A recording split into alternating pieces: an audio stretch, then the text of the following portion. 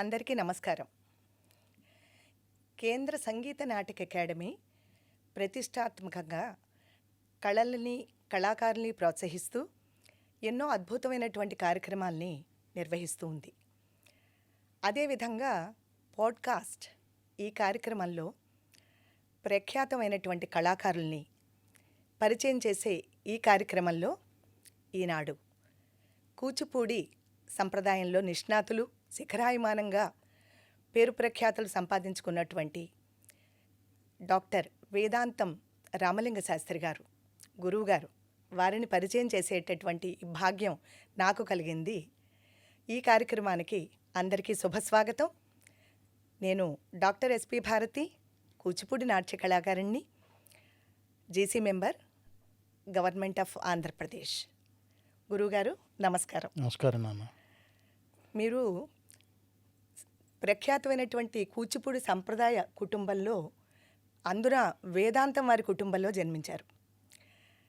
అంటే చిన్నతనం నుంచి కూడా ఇంటింట్లోనూ కూడా కూచిపూడి నాట్యం, వేదం, సంగీతం ఈ విధంగా అద్భుతంగా నిర్వహించేటటువంటి కుటుంబంలో జన్మించిన మీరు, మరి ఈ కూచిపూడి మీ చిన్నతనంలో శిక్షణ ఎలా ఉండేది?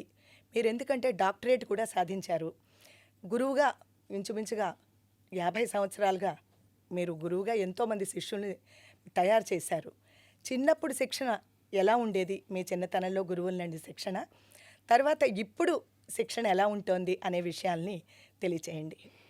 ముందుగా శ్రీరామనవమి శుభాకాంక్షలు. అందరికీ నమస్కారం. చక్కని ప్రశ్న వేసామమ్మాయి. మా చిన్నతనాల్లో కూచిపూడి నాట్య అభ్యాసం అంటే చాలా ఉత్కృష్టంగా ఉండేది. నాట్యంతో పాటు నాట్య శాస్త్రాన్ని, తెలుగు, సంస్కృత సారస్వతాల్ని కూడా చెప్తూ ఉండేవాళ్ళు. అన్నీ కలిపి నేర్చుకునేవాళ్ళం. నేర్చుకున్న ప్రతిదానికి అర్థము, దానిలో ఉన్నటువంటి నిగూఢమైనటువంటి అర్థాలని తెలియజేసుకుంటూ శిక్షణ జరిగేది. అందున చాలా కఠోరంగా ఉండేది ఆ శిక్షణ అంతా. కాబట్టే ఇవాళ ఈ స్థానంలో కూర్చోగలుగుతున్నాం. బాగా చెప్పారు మాస్టారు. అయితే మీ యొక్క శిక్షణా కార్యక్రమం అంత అద్భుతంగా ఉండేది అంటే ప్రాక్టికలే కాకుండా సిద్ధాంతపరంగా కూడా సాహిత్యానికి సంబంధించినటువంటి అనేక విషయాలను కూడా గురువులు చెప్పేవారు. ఇప్పుడు అందరూ కూడా ఓన్లీ ప్రాక్టికల్కే, అంటే ముఖ్యంగా ప్రదర్శనకే ఎక్కువగా ఉత్సాహం చూపిస్తూ నేర్చుకుంటున్నారు ఇప్పుడు పిల్లలు. మరి ఇప్పుడు ఈ శిక్షణ ఎలా ఉండాలని మీరు చెప్పాలనుకుంటున్నారు మాస్టర్? నేర్చుకునేది ఏదైనా సరే అర్థవంతంగా నేర్చుకోవాలి. ఎందుకు చేస్తున్నాం, ఏం చేస్తున్నాం, ఎలా చేస్తున్నాం అనేటువంటి వివేచన కలిగి విద్యను నేర్చుకుంటే అది శిఖరాయమానంగా వెలుగుతుంది. అలా చిన్నతనంలో నేర్చుకోబట్టే పరమేశ్వరుడి కృపతో నేను నా 13వ ఏటనే, అంటే ఎట్ ది ఏజ్ ఆఫ్ 13, మొదటి నృత్య రూపకాన్ని రచన చేయగలిగాను. నేను రచన చేసి సంగీతీకరించుకుని నృత్యకల్పన చేసుకుని నేను నా మిత్రులతో కలిసి ప్రదర్శన చేశాం పెద్ద దిగ్దంతుల ముందు. దీనికి కారణం ఏమిటి అంటే మా పెద్దవాళ్ళు, మా గురువుగారు వాళ్ళు ఇచ్చినటువంటి శిక్షణ అలాంటిది. ఇప్పుడు అది కరువు అవుతోంది. ఆ రకమైన శిక్షణ ఉంటేనే దీనికి విలువ ఉంటుంది అని నా అభిప్రాయం. బాగుంది మాస్టారు. మీ కుటుంబ నేపథ్యాన్ని గురించి కొంచెం వివరించండి. వేదాంతం సూర్యనారాయణ గారు, సత్యవతమ్మ గారు నా తల్లిదండ్రులు.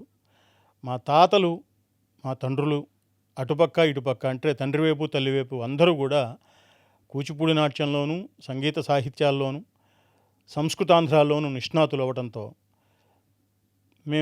మాకు ఊహ తెలిసినప్పటి నుంచి కూడా అదే రకమైనటువంటి బాటలో వెళ్తూ ఆ అదృష్టాన్ని మేము పొందగలిగాం. మీరు 2012లో అనుకుంటా కదా మాస్టారు, మీరు సంగీత నాటక అకాడమీ అవార్డుగా మీరు అవార్డును పొందారు. అవును, చాలా సంతోషం మాస్టారు. మరి మీరు నృత్య రూపకాలు కూడా రచించారు కదా, మరి సాహిత్యపరమైనటువంటి మీకు ఎవరి నుంచి వచ్చిందంటారు? ఇందాక చెప్పుకున్నట్టు మా నాన్నగారు కానీ, మా బాబాయ్ గారు కానీ, తాతలు కానీ అందరూ సంస్కృతాంధ్ర పండితులు. వాళ్ళ ప్రభావం నా మీద బాగా పడటంతో పరమేశ్వరుడి కృపతో ఇప్పటికీ 155 నృత్యరూపక రచనలు చేయగలిగాను. అందులో దాదాపు 70కి పైగా నృత్యరూపకాలని నేను నృత్యీకరించుకుని నా శిష్యులతో మేము కలిసి ప్రదర్శనలు చేశాం.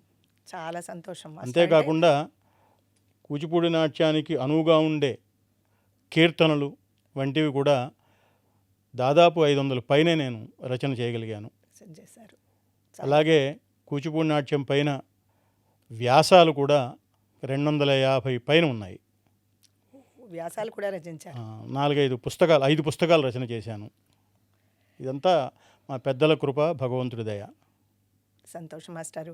ఈరోజు పావన పవిత్రమైనటువంటి శ్రీరామ నవమి, అందులో రామనాటకం అనేటటువంటిది కూచిపూడిలో ప్రహ్లాద అనేటటువంటి చాలా ప్రాముఖ్యతను సంతరించుకున్నటువంటి యక్షగానాలు.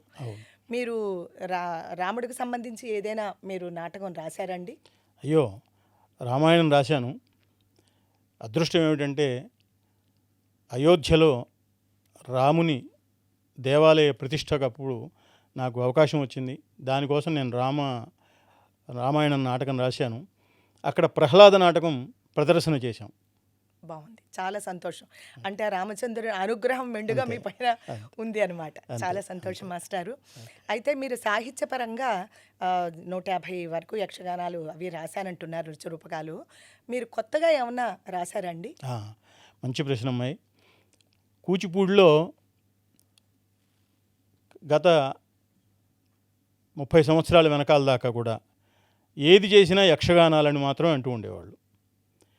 నేను ఉస్మానియా విశ్వవిద్యాలయం ద్వారా పిహెచ్డి చేస్తూ కూచిపూడి నాట్యానికి యక్షగానం మాత్రమే కాదు, సంస్కృత రూపకాలు, నృత్య రూపకాలు, నృత్య నాటకాలు, కలాపాలు, కేళికలు, నృత్య నాటికలు, యుగళ నర్తనాలు, మరి వ్యస్తాంశాలు, బృందనాట్యాలు, ఇలా చాలా శాఖోపశాఖలుగా ఉన్నాయని తెలియజేసి కేళిక అనే ఒక సంప్రదాయాన్ని 13వ శతాబ్దంలో 1-2 ఉన్నాయి, ఆ తర్వాత మళ్ళీ మృగ్యం అయిపోయినాయి.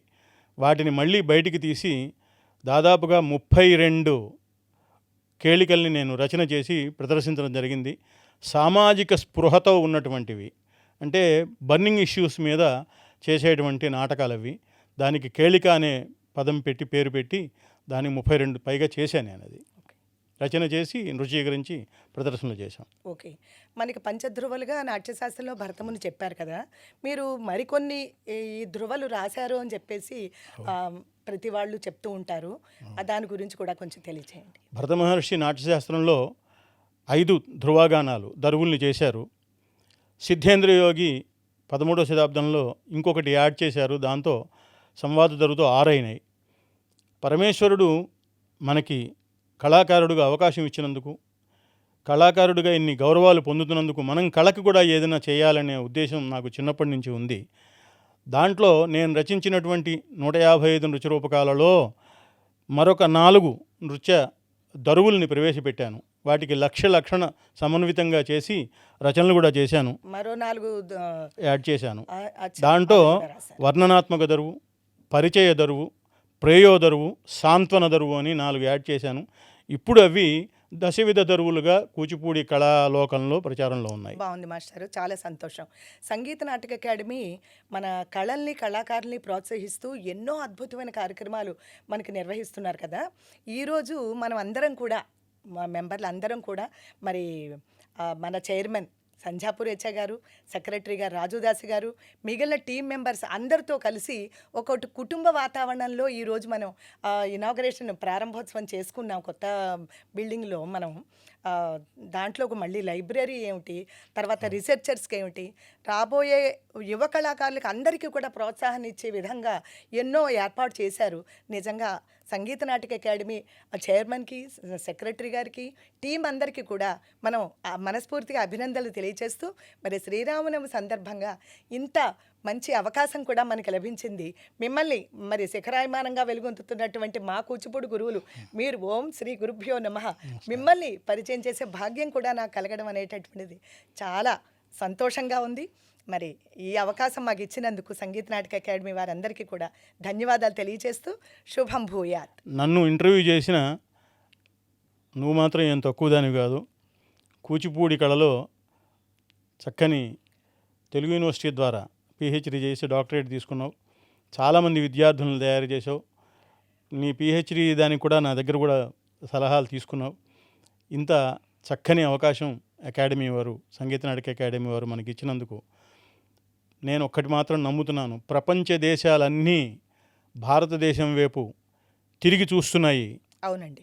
కారణం మన సంస్కృతి సంప్రదాయాలు కళలు నిలబెట్టి పెంచి పోషించేటువంటి మన మోడీ గారి నాయకత్వం కానీ, అలాగే సంధ్యాపురేచ, మన రాజుదాస్ ఇలాంటి వాళ్ళందరూ కూడా డైనమిక్గా చేస్తుండబట్టి ప్రపంచంలో భారతదేశానికి అత్యున్నతమైన స్థాయి వచ్చింది. ఇంతేకాదమ్మాయి, కూచిపూడిలో ఇంకా నేను చాలా చేయాలనుకుంటున్నాను. యుగ విభజన కూడా చేశాను. సంస్కృతంలోను, తెలుగులోను, కావ్యాలలోను, చరిత్రలోను యుగ విభజన జరిగింది భారతదేశంలో. అట్లా కూచిపూడి నాట్యానికి కూడా నేను యుగ విభజన చేయగలిగాను. ముందు ముందు కూచిపూడి నాట్యానికి అష్టాదశ పురాణాల్లో ఉన్న నాట్యశాస్త్రాలను కూడా తీసుకొచ్చి ఇక్కడ కూచిపూడి నాట్యశాస్త్రాలను చేయాలని ఉంది. ఇంకా చాలా రాబోయే కళాకారులందరికీ కూడా అది ఎంతో అవసరం గురువుగారు. తప్పనిసరిగా అకాడమీ కానీ ఇతర సంస్థలు కానీ ఆదరిస్తే తప్పనిసరిగా చేస్తాను. ఆదరిస్తే కాదు, నా బాధ్యత. Thank you very much. నమస్కారం. ధన్యవాదాలండి.